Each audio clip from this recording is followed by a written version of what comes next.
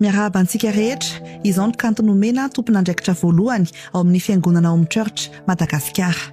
Miteny eto anio satria ny talata 12 Mey tamin'ny 9:00 dia naharay vaovao izahay fa misy fiampangana tena mavesatra natao tamin'ny fiangonanay tamin'ny alalan'ny didy fisavana ny toerana ivavahanay. Mavesatra ireo fiampangana ireo, kolikoly, fanodikodonam-bola-panjakana, famotsiam-bola ary fikambanan'ny jiolahy. Amin'ny mahatompon'andraikitra voalohany ay eto amin'ny fiangonana Home Church dia tena laviko tanteraka ireo fiampangana izay tsy mitombona, jadona, lainga, fadalam-baraka ary tena mahamenatra. Tsy mifanaraka amin'ny tantaranay, ny fomba fiasanay na ny zava-misy iainanay izany. Hatramin'ny andohan'ny fiangonana dia mazava ny vina, hitory ny filazantsara, anompo an'i Madagasikara, anarana ny fianakaviana ary andray anjara amin'ny fanovana fiainana. Noho izany ny filazana androany fa hoe fikambanan'ny jiolahy ny fiangonanay dia tena manafitoana lalina ireo olona anarivony mahalalanay sy ireo olona anjatiny miara-manompo sy mitombo miaraka aminay. Mino marina ve ianareo fa fikambanan'ny jiolahy no asa tahaka ny fomba fiasanay? Izahay mpitandrina dia mbola mandeha taksi hatramin'ny alina manompo, mivavaka ho an'ny marary, manala devoly ary manohana ireo izay mila fanampiana. Ary za tena masamiteny fa tena manana fandavan-tena tanteraka ireo ekipanay. Tsy miaina anatin'ny rendrarendra tompoko izahay, ady ara-bola tsy mitsahatra ny asa fanomponay, mitaky fahafozan-tena ny asa sosialy rehetra ataonay na dia tsy mampijanona anay azy izany satria ny zavatra rehetra ataonay dia tena ataonay ampitiavana avokoa.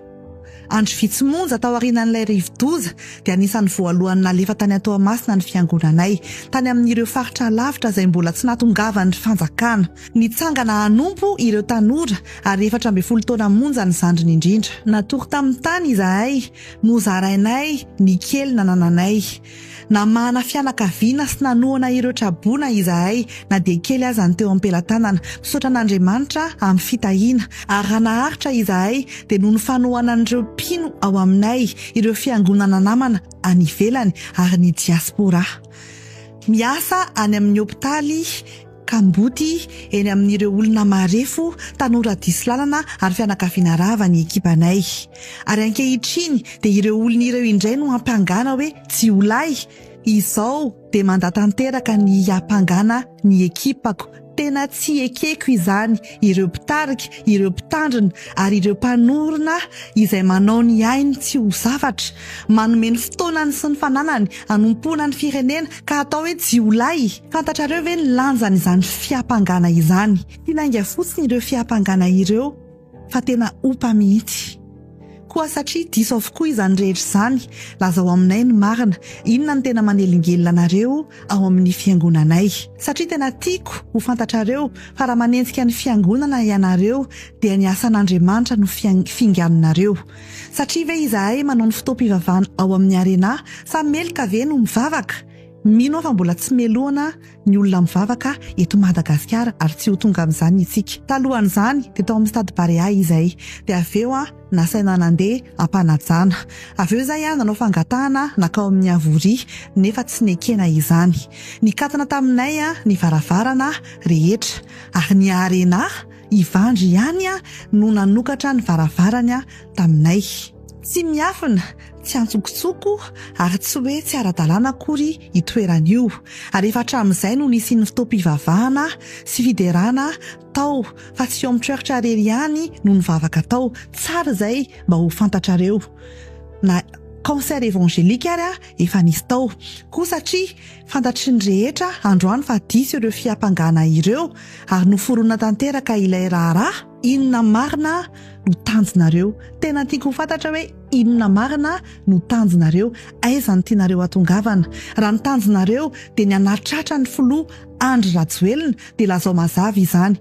Fa ny fanafiana fiangonana, tanora mivavaka, fianakaviana ary mpilatsaka an-tsitrapo no ny resaka politika dia fihetsika tena kanosa. Tsy mila mandalo amin'ny fiangonana re ianareo tsy mila mandalo fiangonana ianareo mba hatratraranareo ny tanjonareo ara-politika. Raha ohatra kosa ka tsy anatratrarana ny olona ara-politika no tanjonareo amin'ny fikendrenan'ny Home Church dia midika izany fa ny fiangonana mihitsy no ataonareo lasibatra. Ary tena mampanay fatratra izany. Tsy haiko hoe azonareo an-tsaina ve? fa tena mampanay izany satria ankehitriny dia tsy eo mitreritra ireny intsony no voakasika sao dia efa tafahoatra tompoko ary mampidi-doza ny zava-misy eto amin'ny firenentsika. Aleo angamba tsy tsapany Jesosy itsika. Mino fa eto Madagasikara mbola tsy ho tonga amin'izany tsika ary tsy ho tonga amin'izany mandrakizay. Sarobidy amin'ny malagasy ny maha-kristianina tompoko. Aoka angamba dia tsy manohatra ny Jesosy itsika. Alao tsika tsy tsapatsapa satria tsy mety raha ho tonga amin'izany ny firenentsika ary ny faniriantsika dia tsy ho tonga amin'izany tsony ny firenentsika fa ny vavahantsika dia mba ho matahotra n'Andriamanitra ny malagasy. Nanomboka tamin'ny fanagadrana ireo tanora nanakiana ny nataonareo ianareo. Ireo tanora ireo ihany izay teny an-dalambe volana vitsy lasa izay ary nahafony iainy mba hatongavanareo eo amin'ny toerana misy anareo ankehitriny.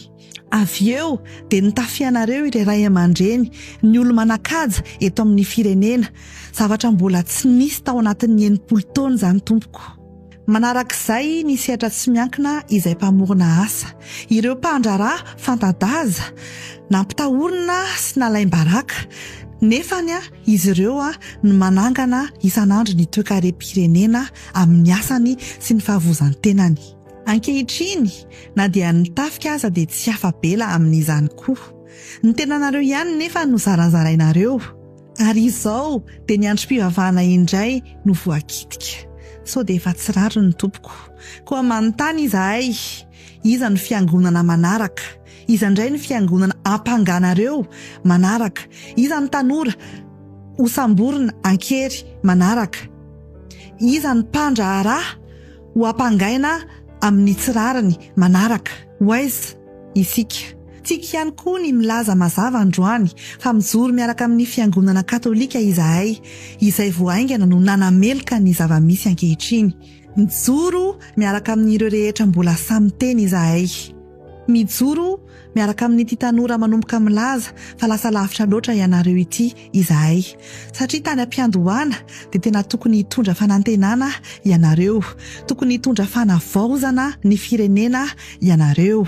Vonina hiara-dita aminareo ny vahoaka, ny fiangonana, ny tanora, ny mpandraharaha ary ny fiarahamonim-pirenena. Vonina izahay anampy amin'ny fanarenana ny Madagasikara. Saingy ankehitriny dia misy fanontaniana iray mijanona.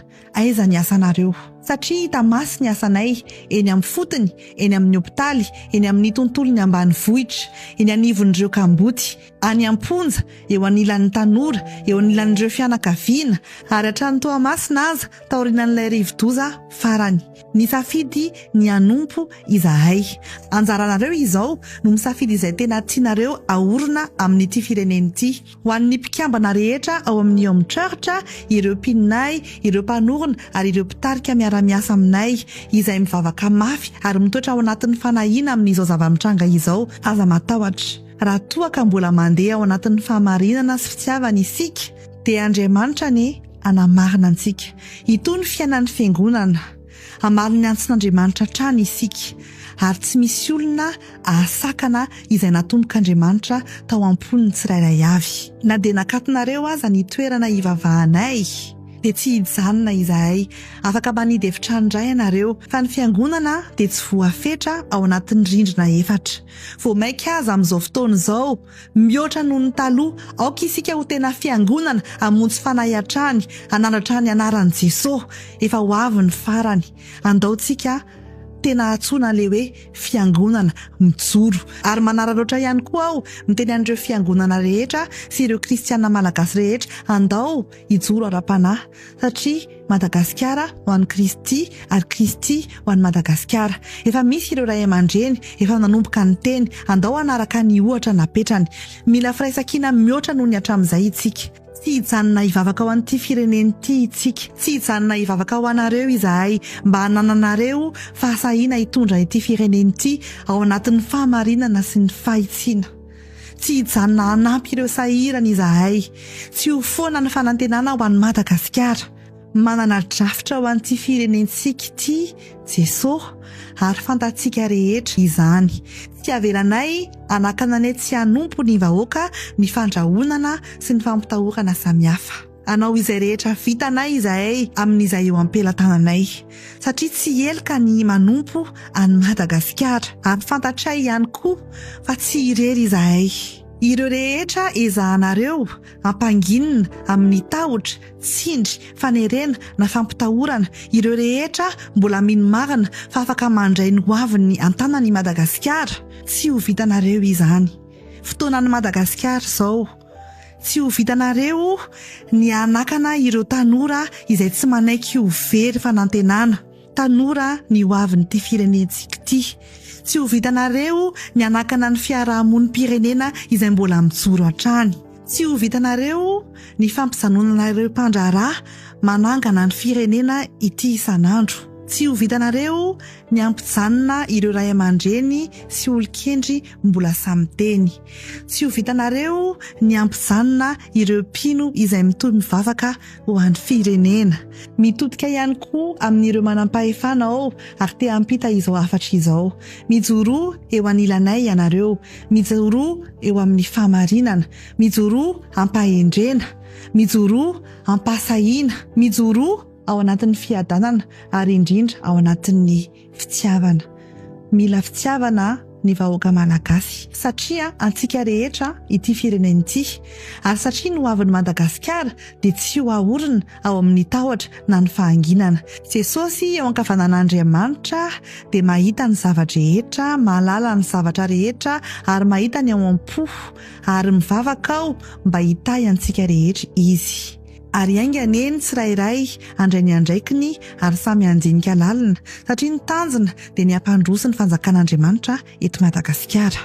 Aok'izay ny fiatsaram-belatsia, fotoana hibebahana izao raha tena te hahita ny fanasitranana ny firenentsika isika, efa mandeha ny drafitry ny Jesosy ho an'ny Madagasikara. Na anao isika na tsy anao, anjarantsika ny misafidy ary Jesosy ny tompon'ny teny farany ho tahin'Andriamanitra ny ianareo rehetra.